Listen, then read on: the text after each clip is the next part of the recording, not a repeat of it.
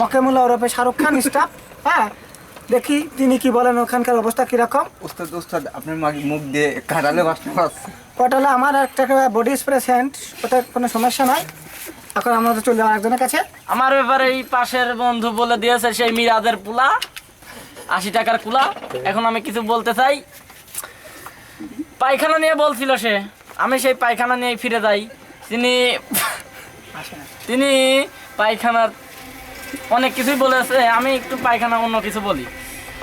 সেই পায়খানাটি রোদে পুড়ে খাদের মধ্যে পড়ে গেল, কিন্তু পায়খানাটি দাফন কাফন করার মতো কেউ নেই। তখন বিদেশ থেকে সুইপার না আসা পর্যন্ত কিন্তু পায়খানাটি দাফন কাফন করা যাচ্ছে না। এবার আমার বন্ধুকেই বলতে দিয়ে আমি সামান্য বললাম আমাদের সেই মিরাজের পুলা 80 টাকার কুলা এখন কিছু বলবে আপনাদের মাঝে, আপনারা শুনুন। বাবা উস্তাদ আমি আর কি বলবো, আমার বিপক্ষ দলের বন্ধু বললো ওর ওপরে মকেমুল্লার সাল জসিম শাহরুখ। হ্যাঁ, ওর বাপ দাদা সবই গোষ্ঠীতে লম্বা, কিন্তু ওই হালা আছে হাত ক্রিকেট, তার তো কোনো সমস্যা না, মাপে চলবে। ওর দ্বারা পায়খানা সাফ করা ছাড়া হবে না। কারণ কি, আমাদের পায়খানা আজকাল গর্ত হয় 3 মানুষ সমান, কিন্তু এইরকম মানুষ পাওয়া যায় না, মল তোলা যায় না। এজন্য এখন মকেমুল্লার সাওয়ালকে দাওয়াত করা হচ্ছে, আমাদের পায়খানা সেই সাফ করবে এবং দেখবে যে পায়খানার ভিতরে কত প্রকারের কিশমিশ বাদাম টাদাম আছে,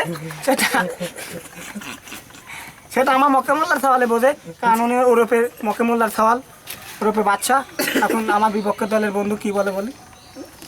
আমার ভাই তো অনেক কিছুই আমার মেয়ে বলছে, কিন্তু আমার ভাইয়ের গুণধর যে কি করে, সে বাগানে যে সিগারেট খায়, ইয়ে করে, সে অনেক কিছুই করে খারাপ কাজ।